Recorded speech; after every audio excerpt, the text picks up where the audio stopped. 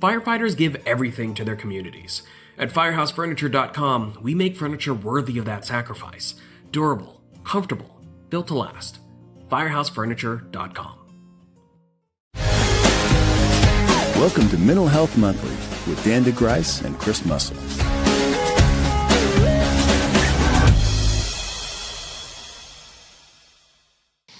Well, welcome to another edition of Mental Health Monthly. My name is Dan Degryse and my co-host Chris Muscle. What's up, Dan? Hi, Chris. And our special guest, Mr. Mike Dugan. Welcome, Mike. Thank you.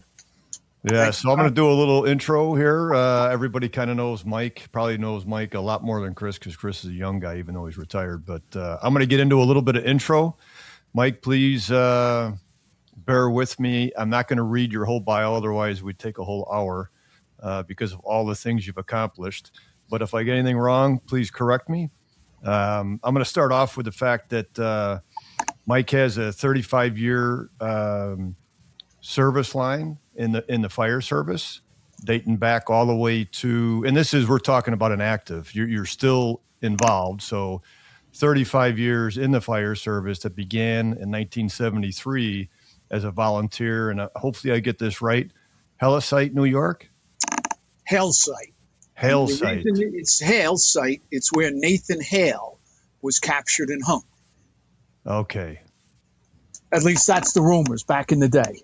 All right. Well, I'll definitely go with that. But your career started back as a volunteer, as a lot of members across the country start as a volunteer. So, and I bring that up because I think the greater majority of the people across the nation see you as an FDNY firefighter, but your roots are in the volunteerism. And if anybody knows you, and hopefully at the end of the show know you're all about the fire service, regardless of your position and regardless of the department. So along with that, 27-year veteran of FDNY, you started on ladder 137 as a candidate and ended your career on ladder 123 as a captain.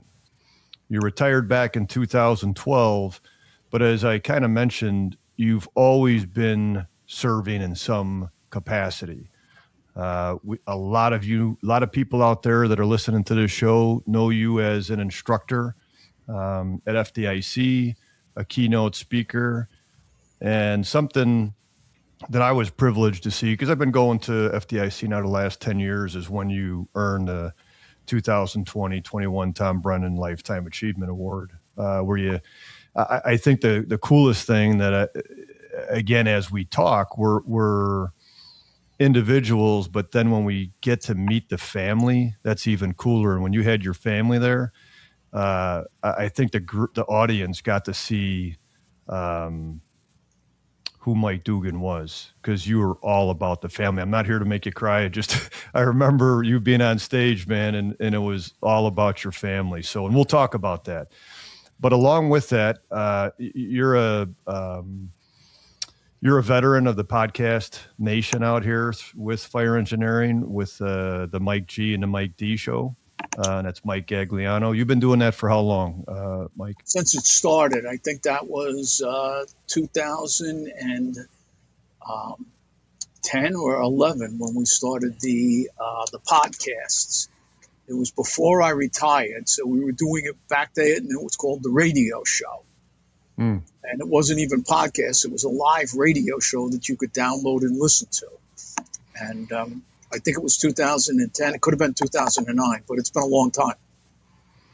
Yeah, outstanding. And I had you on the Hump Day Hangout with my other co-host, Rob Fisher, back in 23. So you're a pro around this. And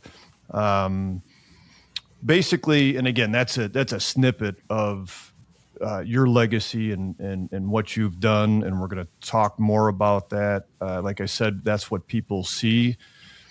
From me, I've known you for 10 years. I know you are a compassionate and family man. And sorry, I'm reading a little bit of what I wrote, so that's why I'm hesitating. Looks more at what he can do for others than himself. Chris is going to ask you some questions about some of your accomplishments on the job and winning the highest award in FDNY.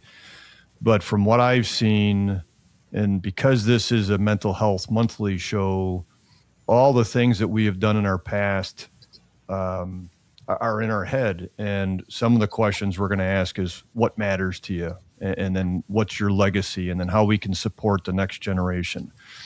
Let me start off with the first. And when I talked about people, you care more about other people than people that don't know you would know, is our first encounter was back in Portland.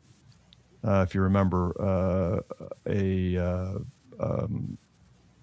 a friend of both of ours, John Walters from FDNY, suggested to Cody Trust Trail that we both speak at the firemanship conference. I think that was back in 2015 or something like that.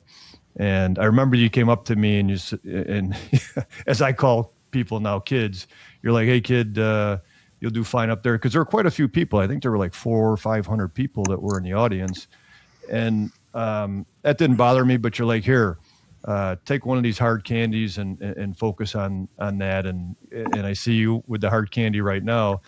The funny thing I didn't tell you about that was that candy made my mouth dry. It was supposed to help, right? You said, it'll keep it moist. So I'm like, about 15 minutes into it, I said, I think Mike set me up, and I'm just kidding. But anyhow, but you were thinking about me in regards to me presenting, and I thought that was so cool. So I appreciate that. Thank you. So we're coming up on the 25th anniversary of 9/11, right? You got the flag behind you. You got a long history, right, with this. I know you're a patriot. Before Chris gets to some questions, and you've probably shared this many a times, take us back to that day, if you don't mind, and your thoughts. Well, I'm going to start the day before. On September 10th, 2001, I was supposed to be working. But the firehouse where I was a fireman, I had been promoted to captain on July 1st of 2000. And I was now a captain, and I went back to this thing, but I was supposed to be working. So I took the day off and agreed to work the next day, September 11th, at the Fire Academy to pay back that tour teaching at the Fire Academy. So I was at this huge party, and for those brothers and sisters who have never seen it, if you go online and look up Father Michael, M-Y-C-A-L, Michael Judge, and his homily the day before, where you put one foot in front of the other. You don't know what this job is going to require you to do. It was the most prolific thing I have ever seen, because I think he had a premonition. I think God, and that homily was so perfect for what we did. He talked about people who were at the party who didn't survive. Pete Beerfield, who was one of my chauffeurs when I was there. And Pete had made a rescue a couple of weeks early. And he was at the medical office that day, September 11th. And he got in his car and drove to Ground Zero and never got home. And we didn't know he was missing for 3 days because nobody had him on any rig or anything. He just went into a locker at a firehouse near there and got gear. So I was at the Fire Academy teaching annual education day, and somebody came into the room and said, a plane has hit the Trade Center. And everyone in the room thought the same exact thing. Some idiot in a Piper Cub had made a wrong turn, fog, whatever, and hit the World Trade Center with a small airplane. We all thought it was going to be a small aircraft. At the time, the New York City Fire Academy had only one TV that got outside channels. It was all interdepartmental TV at the time, and that was in the chief's office. And we got there and we're watching the news, and we're looking at this fire going, holy crap, that's a lot. And we see the second plane go into the World Trade Center. And I remember Nick Sanchangelo was the chief of training at the time. And he said, send all the companies back home, send all the men back to their firehouses. We're going to get the rigs back to them, and we're going to get them back in service. This is going to be bad. And he said, anybody who doesn't have an assigned company, and I was a covering officer at the time, said, we're going down on a bus. And they got an FDNY bus, and they said, if you got your gear, go get it. If not, go back to the firehouse wherever your gear is. And because I was covering from firehouse to firehouse, I always had my gear in the back of my pickup truck. So I went and I got my gear, and I put my gear on, and I called my wife, and I told her I was going down there. And so we went down there. And we got on the bus and went down there. And we got down there around the time, right about the same time the second tower fell. And it was chaos. My biggest memory is in the New York City Fire Department, covering officers. There is a thing called an R group. R means relief. There is no regularly assigned officer in one tour every 25 days on a night tour and on a day tour in a firehouse. And that's the relief group fills in that spot. So I was in the 25R group. And one of the companies I worked in was ladder 113. And I go up and I see ladder 113's rig is there from Brooklyn at Lower Manhattan, and it's on fire. And nobody's got any water on this. And I'm like, this is screwed up. This is wild. And then I'm walking up a little further, and I see the strut off the landing gear. It's the wheel off the landing gear of a plane. You can tell it's from a plane with the angles and the shock absorbers and everything. And next to it is a small heel, but a woman's shoe. And it has a foot and ankle in it. And that's it. Wow. And I'm like, holy crap, this is for real. This is real stuff. Yeah, and believe me, I don't ask that question, not with reservation. Again, me and you know each other, and anybody that knows me knows that I'll ask a question. If you don't want to go there, I get it. Not just you, anybody. But what we learn is that everybody has something tied to that day or other traumatic events. And nobody knows what those things are until you have that conversation with them. And from a psychology standpoint, we call that pairing. And I remember a gentleman, and it's not about me, but I remember a gentleman that I was treating for substance use, and he talked about some of his traumas, but he could not talk about little teddy bears because one of his first and most impactful situations was a child who had died, and there was a teddy bear there. So that was tied with him for the better part of 50 years. So even though that this event, right, anniversaries bring back certain thoughts and feelings, we know these other ones that you offer and others that talk openly about their events are really tied with you daily. And then how do you manage that the rest of your life, right? Yeah. Listen, I can go right here in front of my thing, and I got to see where it is because I knocked my cards over the other day.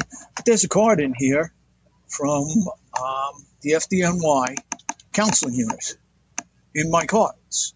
And I can call them at any time I need them. And I did a lot. I needed them. And I didn't know I needed them right off the bat. And at one point, my youngest daughter, Emily, came up to me and said, "Daddy, why are you always angry?" And I was like, "What?" And my wife looked at me and said, "The kids, they're scared of you." And I was like, "What?" And she goes, "You snap. You're off the handle. You gotta." And she knew what I was going through. And she honestly knew what was happening. And I didn't. And I said, "The kids are scared of me." And she said, "Yeah." And she said, "You're drinking too much," which I was, "and you're not doing the right thing at home." And she goes, "I know you're stressed and I know you're under a lot of pressure, but you have to think about this. And so I did. And I went and I sought help. And I went to the FDNY counseling unit. And I tell this to everybody because I talk about it when I do a class on this. I talk about just my personal experience, and Johnny Walters and I have put a class together and talked about our personal experiences together, but about how sometimes you need help to process, and I needed help. And for all the people who watch this who are clinicians, providers, or anything else, it took me three to find the right one. And the first one they sent me to was a young girl, and she was probably just out of college, and she was a wonderful young lady. But I'm like, you're my niece's age. You know, I can't talk to you. And she said, okay, I understand. And she was very, very cool about it. And then they sent me to the second one, and the second one was an older female, but she had a squeaky voice. And it was, to me, it was like fingernails on a chalkboard. And it was just, it was personal, and I understand that, but I was like, I'm sorry, this is not going to work. And she said, no, we have to find you the right one. And I ended up going to the third guy, and I found a guy who was a retired cop who had walked the same streets I had. He had been shot at twice, stabbed once, and we hit it off. And my wife used to call him my boyfriend. And she'd be like, hey, how you doing? You're getting a little edgy. When are you going to see your boyfriend? I said, oh, yeah, I got an appointment later this week. She says, okay, good. Yeah, you're getting a little edgy. But I went through therapy. And I will tell everybody this, and I feel this in my heart of hearts. It saved my marriage, probably saved my life, and it saved my relationship with my family. And I think it's huge that, I tell people this all the time. A couple of the first instances I had before anybody talked about this, when I was a young fireman, we had Schaumburg Plaza. In 24 hours, we lost, I think it was 12 or 13 people.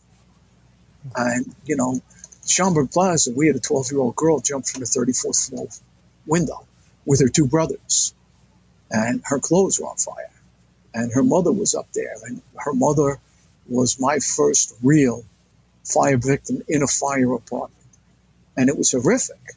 And I didn't even realize that she was a human being. And my boss said, Michael, don't stand there. I said, what are you talking about, boss? He goes, that's a body. That's a person. And I'm like, oh, my God. I mean, it was horrific. And they didn't do anything. Nobody came to talk to us. Nobody did anything. And then we had a car accident with a couple of guys got killed. Then we had a guy in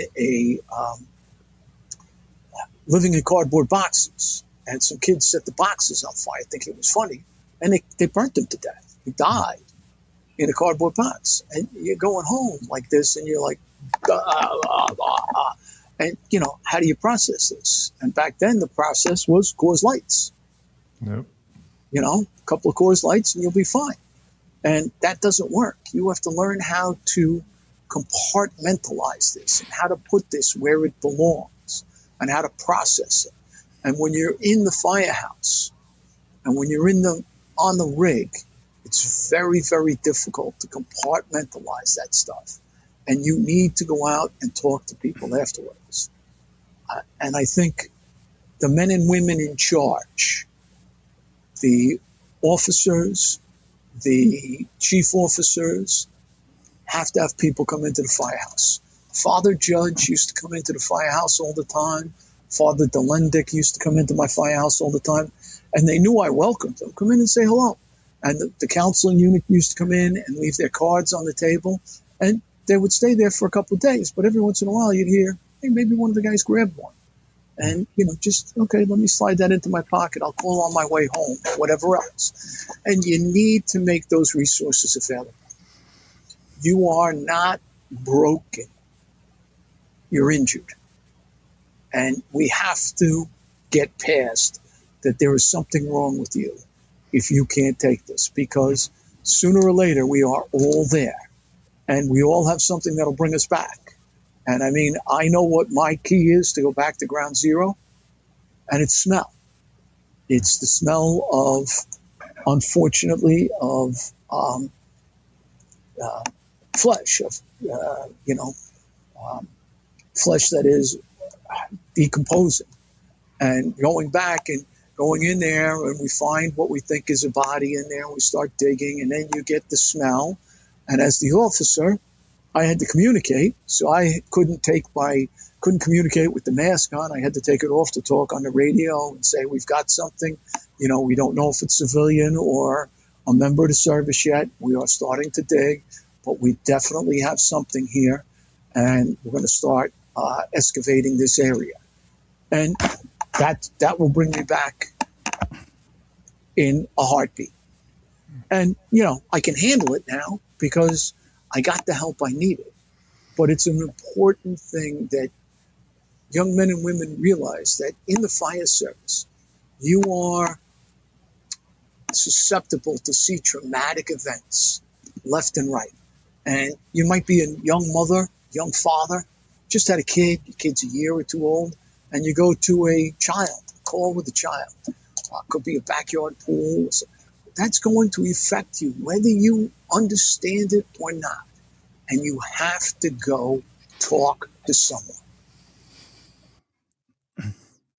Yeah, that's great. And that's I wrote a few things down because I want to talk about it, and that's a lot to break down. But I think there's a couple of things that you mentioned that are so true for people that are listening is family, right? There's so many times that we think that we're 10 foot tall and bulletproof, or maybe I did. I'll speak for myself. I won't speak for anyone else.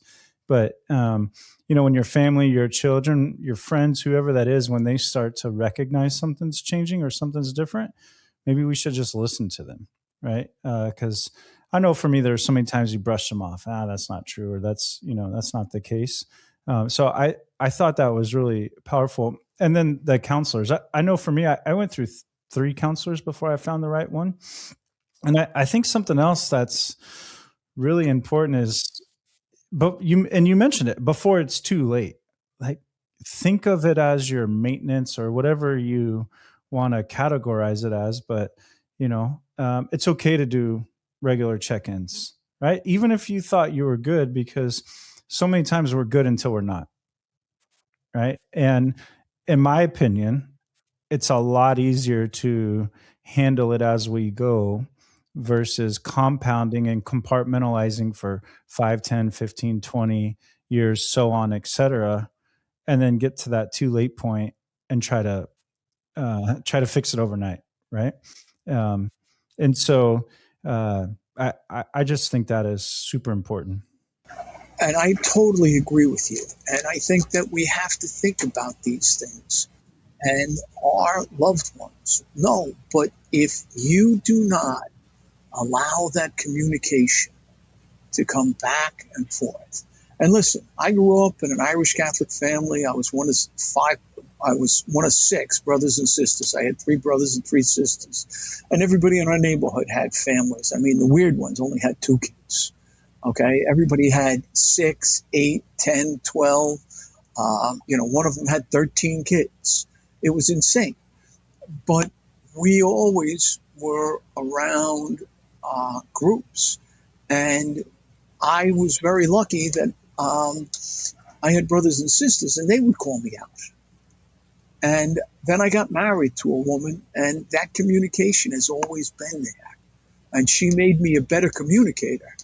But you have to be willing to put aside your ego and listen to the people who love you, the people who care about you, and say. And listen, my daughter, I grew up drinking, and I liked fighting. We used to go to bars to try to get into fights, just with it was fun back then. And there was nobody ever pulled out a knife. Nobody got in trouble. We'd have a fight, and then we'd go to the bar together and drink, and that was just the way it was. So it was fun.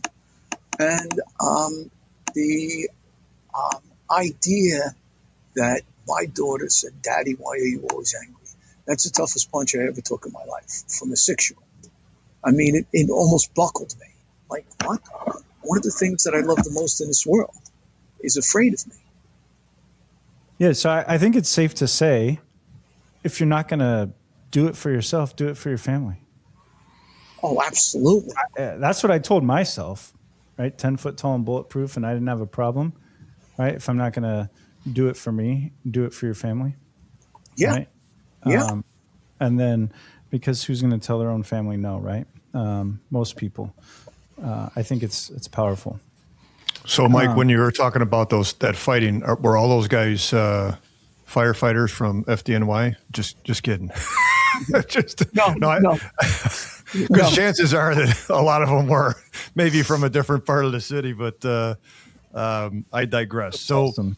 the title of this, and I didn't mention the title in the beginning. Thank you for sharing all that stuff. And again, anybody that knows any of us, we have to keep a little bit of lightheartedness too in here. Otherwise, it's not all dark and gloomy in the fire service. It's the best career that I have ever had, and I've had a few careers. I know for Mike the same thing, and I know for Chris the same thing. So the title of this is Leaving a Legacy, and when you worked your way up to being a captain, Chris worked his way up to being a captain, and I received a few ranks, and we all got accolades, and that's all really kind of cool. But from leaving a legacy, and people probably have assumptions. We have a number of questions to ask you about this. What are you most proud of? When I was a captain, we had my company turned 100 years old. And in the FDNY, we have a lot of tradition. But we turned 100 years old on November 7th, 2007. I was captain. And I got to meet the guy who was the captain at the 50th anniversary. And they didn't even have a party, but he was the captain. And he was in his 90s and just a wonderful, wonderful guy. But my legacy is looking at that picture and seeing how many guys have gone on and made changes in the job. And one of the guys who was one of my younger firemen at the time is now a 2-star chief. He's on staff. Another one is a battalion chief. Another one is a captain. A lot of them are captains, and they went on to change the job. So my whole idea is your legacy is the people you impacted, and that's your job and your duty. But your legacy is what they impacted, what they changed in the fire department and the fire service, and how they made it better. And I think that's a huge thing.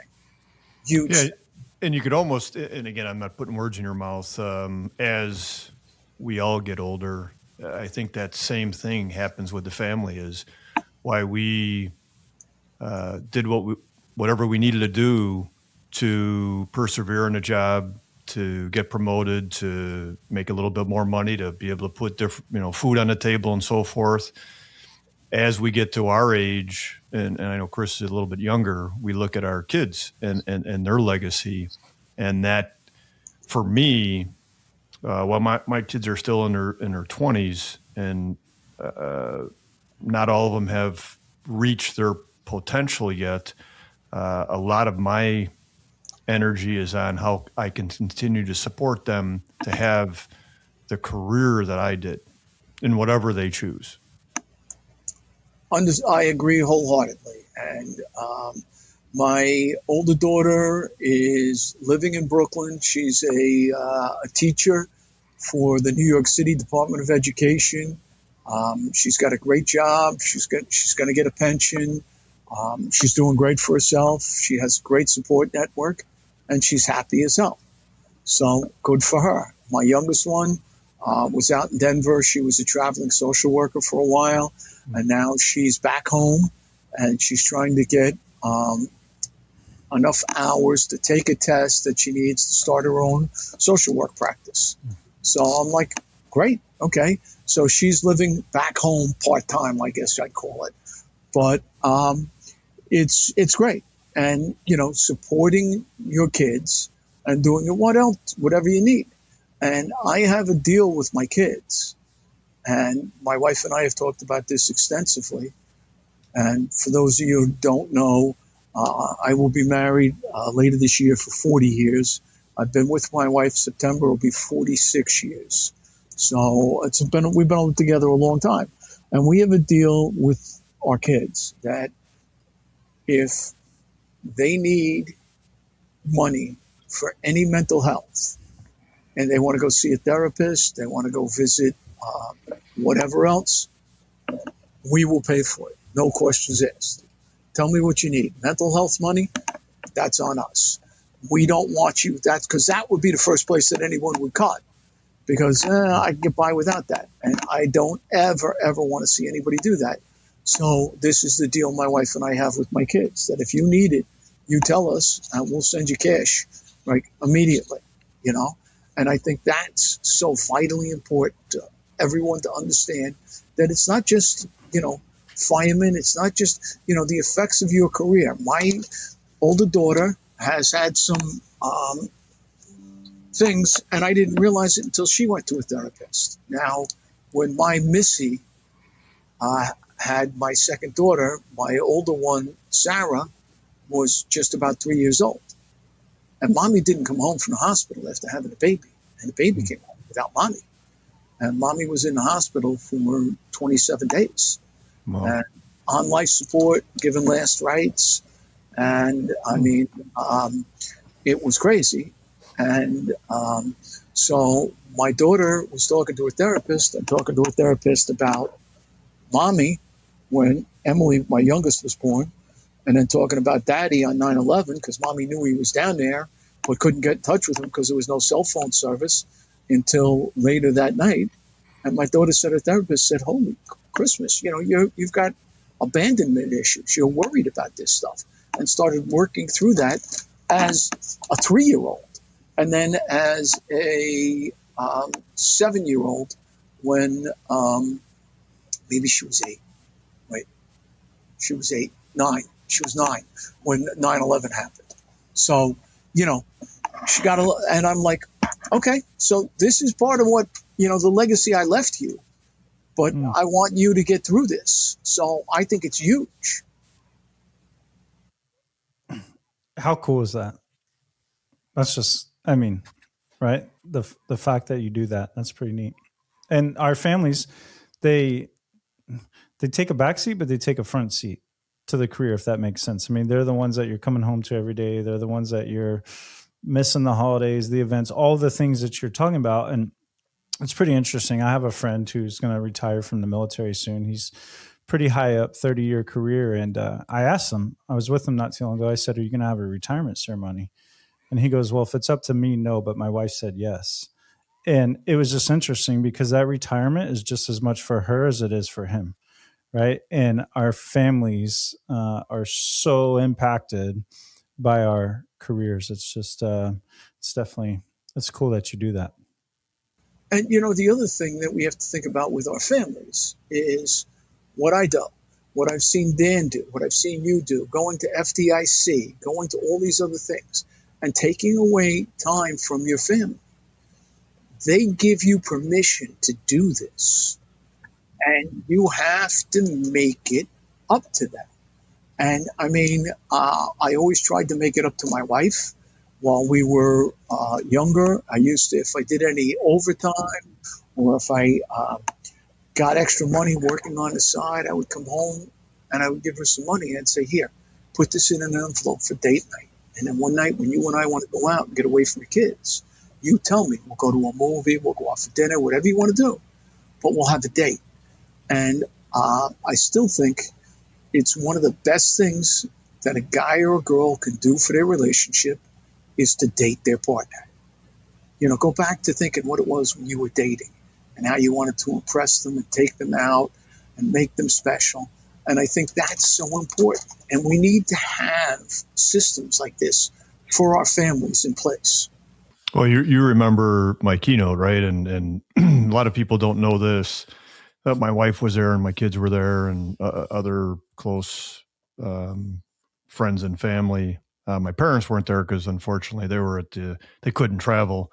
But I put in a thing there, how because of my anger and behavior and things that I hadn't worked through at the time, she loved me, but she didn't like me. And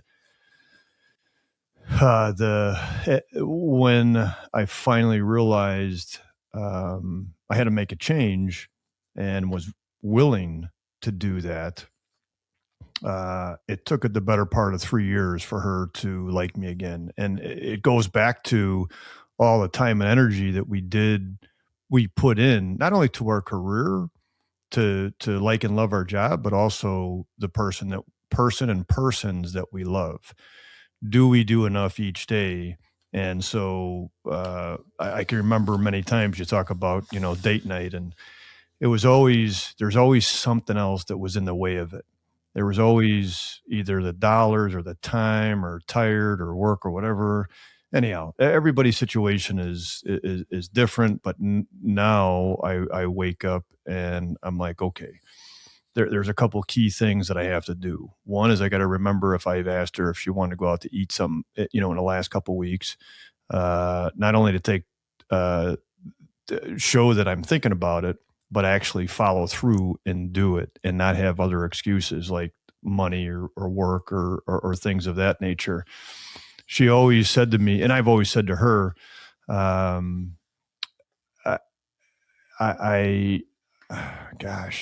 want to show you, but I also have to understand for her what she needs, and she needs to hear it too. And that's something that I think in our relationships, we don't always ask is we think we know what's right because in our job, as we become leaders, we're supposed to know. But the best advice I can have for anybody in a relationship, if you want to have it long-term, don't be afraid to ask your significant other what they need. And then after they do that, follow through with it. So I appreciate that, Mike. Anything you want to say on that, Chris?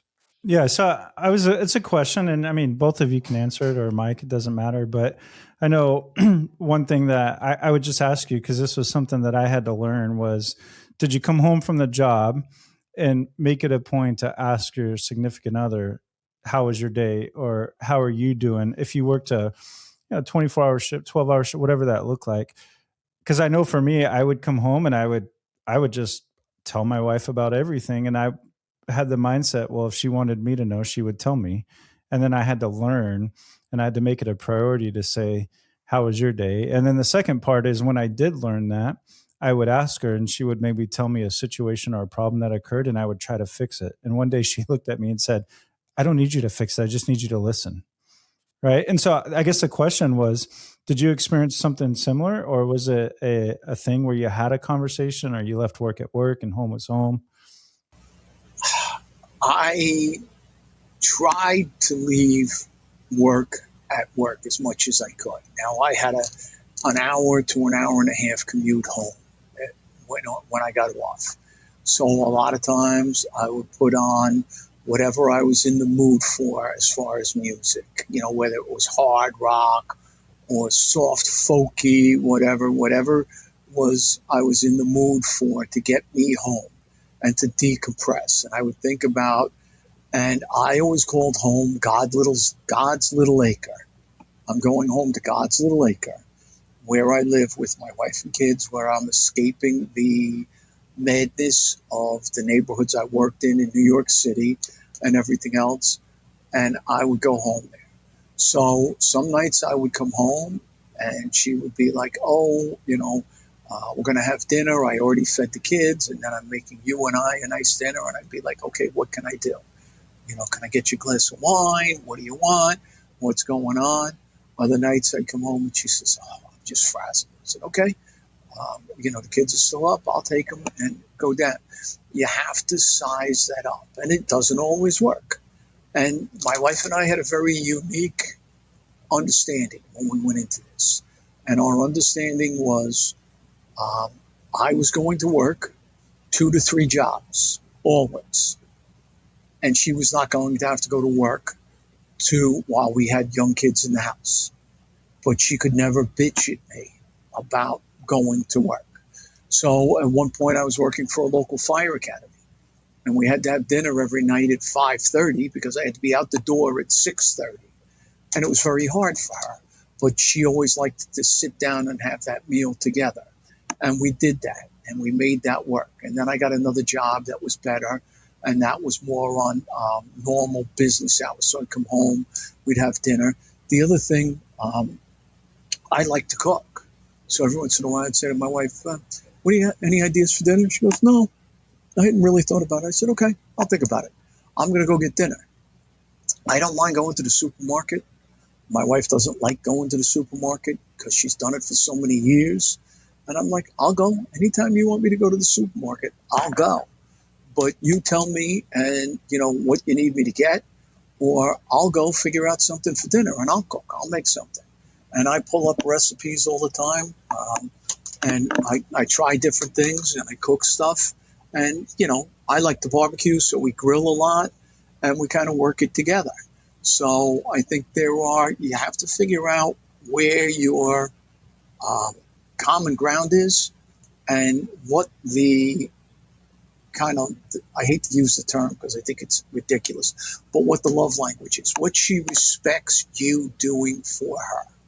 And I mean, I've had my wife come to me one day, and my wife is a phenomenal cook. And she says to me, I was thinking I'd make some fresh regatta and I'd do a bolognese sauce. If you run to the store and get the stuff to make the regatta. And I looked at her and said, you're making fresh regatta? Yeah. She goes, yeah. I said, do I have to leave right now or do I have 10 minutes to make a cup of coffee before I go? Because I'm not passing up your regatta for anything. It's so good. And over a beautiful bolognese sauce, I was like, oh, I'm in heaven. I'm in hog heaven. And what do you need me to get? Oh, a nice loaf of bread and a salad to go. You got it, babe. And it's just great. But it's figuring out those things where you're connecting. Okay? And that's the important thing. No, I love that. And you've answered this already. Well, let me back up a second. So anybody that's watching this, right, is seeing Chris smile and me smile because we're thinking about our own love language with our spouses, and hopefully everybody else is as well. But to you, Mike, there's no doubt in our careers, our priorities change. I mean, it happens almost daily, weekly, monthly, yearly in the fire service, right? And then as we try to focus on all the things that we have to do in the fire service, then somebody will say, hey, let's go back to the basics. And anyhow, you know how that goes. Tell us, for somebody that's been, in this fire service for, and I do the math again. I know we're still in it. You did 35 years. With everything that we've talked about so far, priorities.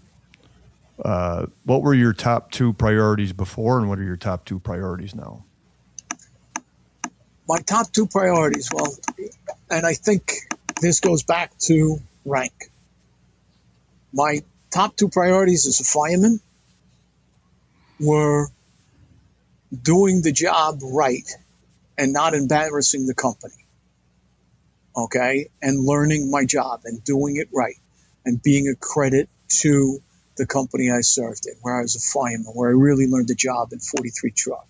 Then I got promoted to lieutenant, and my top two priorities were, at that point, were the men working on my shift, my crew, and not making the captain upset because I didn't want to get in trouble with the captain because I was his subordinate. And then as a captain, my top two priorities were protecting the firehouse, the men and women in the firehouse, and making sure that the stuff coming down from above was filtered properly for them to make sure they got the information they needed and got it properly. Yeah, thanks. So just a side note, and I know Chris is going to ask you a question. Help me understand why New York firefighters say ladder 35 or 135, and then they say 43 truck. Why is it? Is everybody dyslexic? Sorry, I just had to make a joke. No, that's fine. That's fine. It depends on where you are and how the company. I mean, I was in Brooklyn. It was 123 truck, okay, or ladder 123. It doesn't really matter. 43 truck has always been to me 43 truck. ladder 43 just didn't sound right. And 43 truck sounds, better. And so it was always 43 truck. And, you could call it a ladder. But there were some differences. Guys used to, get the differences between the rear mounts and the tower ladders, and I was always assigned the rear mounts. 43 truck, 42 truck, 137 truck, and 123 truck were all rear mounts. And I used to joke with my friends who served in tower ladders, what do they tell you? In a fire, don't take the elevator, take the stairs. Okay, the aerial never failed to get you to the roof of the fire building. I've seen the buckets go up and something happens and they get stuck. And, we had a guy in my company in 43 truck one time get in a bucket to come down off the roof after a fire, and the bucket failed. And we had to put the ladder up to the bucket to get the guys down out of the bucket. And, we rode him like a rented mule. Okay. I mean, he was like, he just didn't want to climb down with the saw. And we just, they rode him. I only say that because in my 30-year career in Chicago, it was always truck, first. It was That's never awesome. 35 truck or 32 truck. So I was just curious, but That's I digress. Go ahead. Okay. That's awesome. So I wanted to, and I had written some stuff down before the show, but I wanted to come back to something. Obviously a lot of training, right? That's what you've done. And I was reading some stuff, and one of the things that I read was, as a captain of Ladder 123, I always admired how Mike took pride in training and developing all of his members, especially the probationary firefighters. And so something I wanted to ask you about was tactics, and all that stuff came with it, right? That was part of it. But, especially post 9/11, with the probationary guys, what did that look like? I mean, you're training them on tactics, but were you training them on what they're getting into and, taking care of themselves mentally, emotionally, physically, all of those things? Yeah, we did. We talked to him about it. It probably wasn't until after I started getting help that I started making that more a part of my talk to the probationary firefighters. But I think it was part of it was to talk to them about this. The other thing, and I think a lot of fire departments have this, is they have unwritten rules for their newer members, for the probies, for the members. They come into firehouse and they come from the fire academy or wherever they're trained, the college, whatever it is, and they walk in and we expect them to know what we want them to do. And no one has ever told them what we want them to do. So my predecessor, a guy by the name of Phil Gaetani, wrote down the probie assignments for every probationary firefighter. What was to be done on a day tour, what was to be done on a night tour, what their responsibilities were. And then we gave them a bill of rights that they had. And then we made them sign them. And we put them in their folder. And we told them, we have this to refer back to. We have talked about this. And we told them, when you get in there, you're expected to make coffee in the morning when you come in. First thing you do is you walk through the door, you lay your gear out. Then you go upstairs and you get changed into your proper uniform. Then you come downstairs and you find out if we have any guests in the house from another firehouse for that tour. And you relieve that guest. And if that guest is not on your company, you ask someone else in that company if you can relieve them. So sometimes you can't relieve the guest because maybe they're driving the fire truck. And because we didn't have a qualified chauffeur that tour. So you can't relieve him. But a lot of times you ask them what's going on. And we listed out everything that they were responsible to do and how they were supposed to do it. And I think that's huge, that we tell them what we expect of them. And training pays immeasurable dividends to the department, to the company, to the members. And I remember having a chief come by one night, and it was 11 o'clock at night. And we were drilling on something. The chief said, it's 11 o'clock at night. What are you doing? I said, well, we had a couple of runs. We had a fire. And the guys wanted to drill on this, and I promised them I would drill with them. So now is the only time we've had. So we're going to drill for the next half an hour on something. He goes, it's 11:15. You don't have to drill at 11:15, but you were, because that is what is important to you. And your legacy, and you guys have talked about legacy, is training and teaching people that training goes on throughout your career.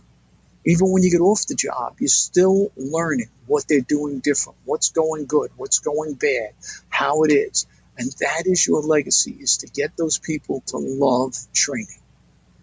You know, so that's great, Mike. It makes me remember throughout my career, and I actually didn't do it. I just wonder, everybody's worried about liability and somebody getting hurt in bad weather. And I think that we respond in the worst conditions, but when it's raining or snowing or super hot or super cold, we don't go out and train. Or if it's at night, you know, it's too late. What are you talking about? Most of the incidences come either real early in the morning or late at night, and when we're sleep deprived. And you wonder why there's so many injuries or something goes bad. Yeah, I think training. Oh, sorry. Go ahead, Mike. No, go ahead. Go ahead.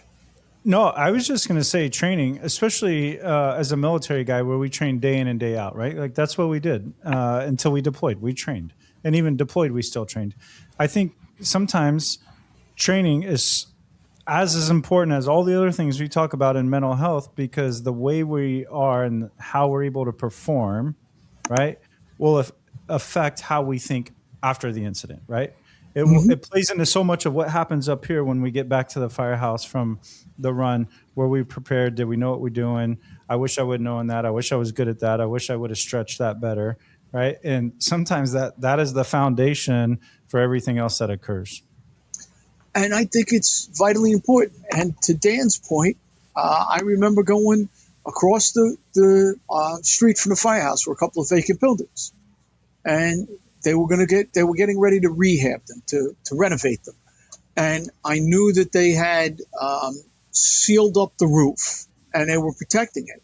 So it was snowing, but there were vacant buildings. So I said to the guys, let's pull the rig out, put the ladder up. We got a brand new Proby working. We're going to take him up on the roof and show him what he's to expect on the roof in a snowstorm. And they're like, oh, cool, let's do this. Because how often do you get a snowstorm where you can go up on a roof? And if you get it in a fire, if you don't go in, now, was there liability there? Yeah, there was. Yeah. But did I care? You know, I'm training this guy to do what he's going to have to do one day. And I hope he doesn't have a problem doing it. But if I tell him how to do it, or I can show him how to do it, which way is he going to learn more? Yeah. What's I no? appreciate that. What's that? Oh, what is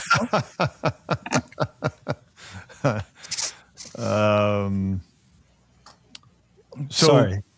No, that's good. I was trying to think of something like funny to say with that. Yeah. You kind of said it yourself with the fact is what is snow. So Mike, thanks so far. We got about 10 or so minutes left, couple questions, and then we'll kind of wrap it up. And then if you got anything else that you want to offer, feel free, because this is the show about you. If you think back in your lifetime, and it could be work or family or whatever it is, what do you believe has been your biggest impact? And along with that, how do you want to be remembered?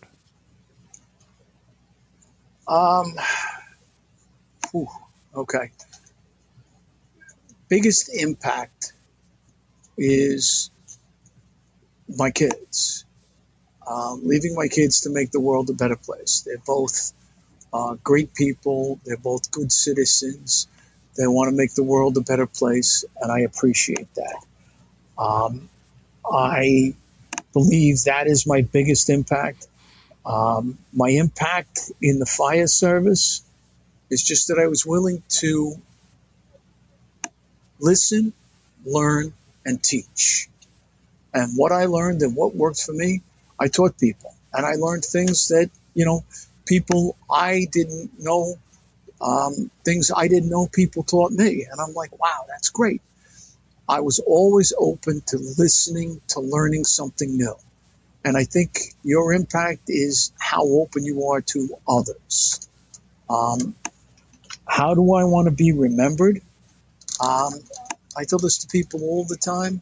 I want to be remembered as a good man, a good neighbor, a good friend, a good dad, a good brother. Now, I have a large Irish Catholic family. I'm one of 6, my 5 brothers and sisters. And I tell this to people all the time. We still like each other, which in a lot of families is amazing. And we get together every couple of years for a family reunion. And the way we do it is any one of my brothers or sisters turned 60. The other 5 had to show up to you for dinner. Okay? When you turn 70, you can pick anywhere you want to go in the United States, and the other 5 have to show up.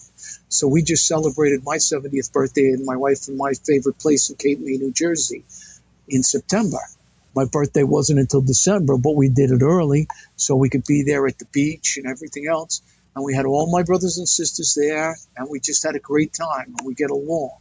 So I think that being remembered as a person who is committed, no matter what it is, to the fire service, to your job, to your family, to your wife, to your partner, to your kids, to your community, to your neighbors, being committed to doing the right thing. Yeah, no, thanks to that. And it just reminded me to say hi from my wife, Victoria, who met you many years ago, and she's a pretty darn good judge of character. She'll tell me who I should hang around with and who I shouldn't. Pretty much tell me what to do, and she's like, "You better tell Mike hi." So, well, tell Vic I said hello. I will. Chris, what do you got? I know you want to ask him about those awards, so let's or at least one award. Yeah, I don't know that we have time to go into both of them. Well, again, this is a mental health monthly show. It's about his legacy or leaving legacy and what that means. I think we know that we've heard from Mike that family, friends, and the next generation is what he's focused on. But the job was very important to learn it as a student.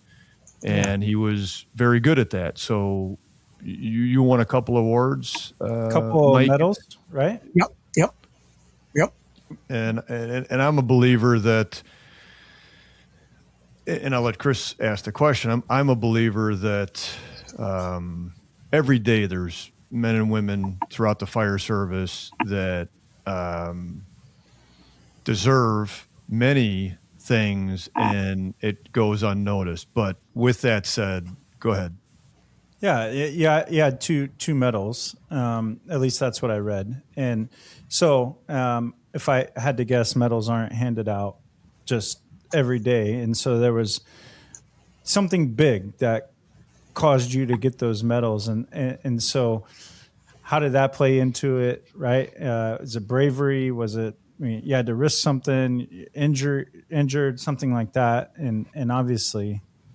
Yeah. The medal I got, the James Gordon Bennett, which is the highest award, was for a roof rope rescue. I went off the roof of a building in an area we used to call Little Mexico up in Spanish Harlem. And we had a fire, and it was December 23rd. And I wasn't even supposed to be working. And I had been in another firehouse driving that day. And I came back to the firehouse, and I had my gear, and they were all like, "Where are you coming from?" I said, "Oh, I was driving 16 truck today." And they said, "Are you available?" And I said, "Yeah, why?" And they said, "We're missing a body. And I think they screwed up the manpower." So I said, okay. So they called to the battalion, and they said, "Listen, we got a guy." And they said, "Do you want to work?" And I said, 15 hours of overtime, 2 days before Christmas. Who's going to, knock this? Yes. It'll pay for the Christmas bills coming afterwards, So in my company, it used to be that the senior man got his pick of positions, riding positions. And there was always a chauffeur who would drive the rig and the officer. But then it went by seniority as to who got what position. And when they hired me, I was going to be the senior man. But the guy who was working said, I already wrote the writing list because we didn't think you were working. I said, that's okay. I'm on overtime. I'll do whatever. And they said, you got the roof. And I said, okay. Now, normally I wouldn't have been on the roof. And I said, okay, I got it. And they also said, oh, and by the way, nobody who can really cook working, you got the meal too. And I said, okay, let's get on the rig and go to the store. And we were just getting on the rig and the run came in. And it was for a fire on 103rd Street. And we got over there and there was a guy hanging out the window on the 5th floor above the fire, standing on the window ledge. And I went off the roof on a rope, and it was 7 stories up in the rear yard. So, and I grabbed him, he jumped at me, and I caught him, and then we went down. So it was an interesting couple of days. I tell people this all the time. It was a horrific fire. The husband and wife whose apartment it was, he was a street vendor, I guess, or whatever, but he had a lot of stuff in his apartment, and the Christmas tree caught fire, and then it burned all the stuff. The father made a push to get his kids that would have made any firefighter proud and jealous. I mean, his nose was burnt, his cheeks were burnt, his hands were burnt. He tried to get down that hallway to save his kids and was burnt. And I got done, and I go down and I get into the back of the ambulance. And they said, because my back was killing me because this guy jumped at me and I caught him and I was on a rope. So, bang. And I look at this guy and I look at the paramedic who's working there. And I said, okay, I'm going to go sit on the curb, take care of this guy. And he goes, no. You're a member of the service. You're an MOS. You get first priority. I said, absolutely not. Look at this poor bastard. And I knew there was, they had 2 kids, 1045s. And I said, no. I'm going to go sit on the curb. I'll get the next bus. And he goes, you sure? I said, absolutely.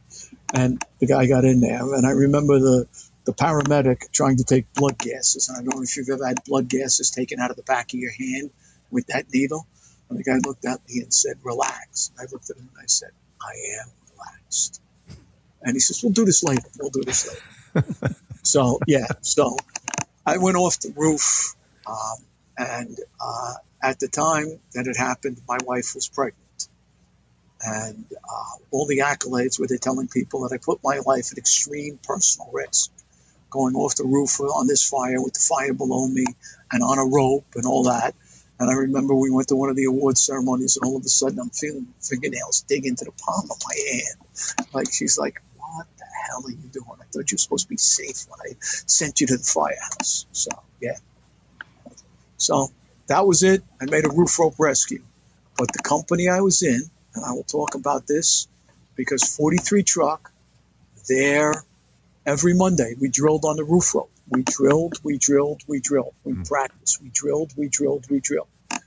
I worked with Jimmy Sears, who rescued a fire captain out of a top floor job, roof rope rescue. Jimmy Steele rescued a woman who had a substance abuse problem, but out of a bathroom window on a roof rope. And myself, the 3 of us in that same fire company, all made roof rope rescues in the same time, in the same 10-year period, which is unheard of, because we practice. And the roof rope was your tool, and you always brought it to the roof with you.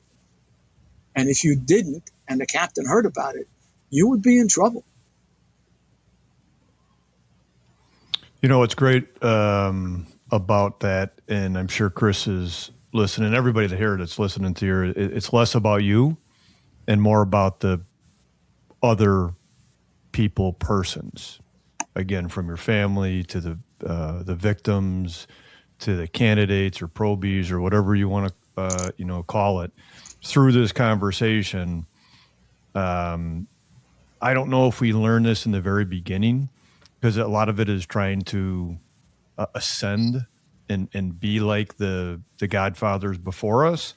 But as you ascend, it's truly less about yourself and more about others. You've done that for a lot of years, and you've spoken to that. I want to offer some of the things that you have said throughout this, and I think people hear that, and people that might know your name, if they've sat and listened to you, they're like, "This is Mike Dugan." If they've heard about you, they're like, "Oh, this is the real Mike Dugan." But you've talked about recognizing, and then something in yourself, and then being willing and able to do something about it, which you talked about, your mental wellness and the therapy aspect. You mentioned it, and I think Chris mentioned it. Do it before it's too late. You were very profound about that. Keys to you and what matters in your legacy are, without a doubt, your family, all inclusive, but especially, obviously, your wife and your two girls. Throughout what you have done, and I think we know this from my NIOSH report, but people don't really fully understand, and you've said it throughout this 1 hour podcast, is training, and then with that, communication. How do you communicate to the people, whoever you communicate with, and how intentional is that? And we've talked about that with our own spouses. And then what I think your legacy is more about the impact on others and what they achieve, like the Probies, like your daughters, and less about yourself. But I think we have to ask you about the things you have achieved. And even though those medals and so forth might be on the wall, or for a lot of us, they were in our closet until my wife was like, "Hey, get these things out of the closet and put them in your office." So they're there, but they don't make us who we are. So really have appreciated your candor, your sharing from your family and 9/11 and your journey. It's been great. Chris, what do you got to say about the big guy? No, everything you've already said, but I think every time I listen to him talk or read one of his articles, it's like you learn something new. So it's a continuous, and we certainly appreciate you coming on today, and hopefully see you at FDIC, right? Oh, yeah. It's going to be a big one with the 25th anniversary of 9/11. I've been working on it with David Rhodes and the crew. And it's going to be a pretty amazing thing, I think. So I'm looking forward to it. And the last thing I will say, if I may, is I know this is mental health, and let me tell you all, the world is better with you in it. Please, if you need help, reach out. There are people, there are resources. Way too many of our brothers and sisters are taking a way out that might look easier, but it definitely isn't for your family, friends, and loved ones. So thank you. Yeah, no, thanks. And Chris, I'm surprised you didn't ask about the flag. Being in the military, I know you got your flag behind you. Mike, tell us, obviously that's prominent with you here in the show and in your life. What does that represent to you? Well, the flag is the gift that we have been given being American citizens. I have a plaque on my wall in the basement that my aunt gave me, God, years ago, over 50 years ago, God, and for my 16th birthday. And it said, "What you are is God's gift to you, and what you make of yourself is your gift to God." And for the fire service, I've said, the fire service, your job is the fire service gift to you. What you make of yourself is your gift to the fire service. And I believe in the flag. I put up the flag on 9/11. I've really seen that picture. But my father was a World War II bomber pilot and flew 65 missions over hostile territory. And what the young men and women do for this country. I found a picture a while back, and I don't have a copy of it right here with me, but of my father standing outside of a bomber in 1943. And he was not yet 22 years old. and he was the pilot of this bomber. And I'm like, what the hell? He was not yet 22 years old. And he's flying missions over Germany and, close air support on D-Day and all this other stuff. And I'm like, what? This flag has given us so many wonderful benefits that it just means the world to me. Yeah, well, thank you, Michael. It's been a great conversation. It's always great to we see each other every year at FDIC and have a few minutes. But I think the last time I saw you, I think you were doing 5 presentations. I'm like, Mike, come on. Well, it's getting close to the end, Dan. It's getting close to the end. Are you presenting this year? Yes, I am presenting this year.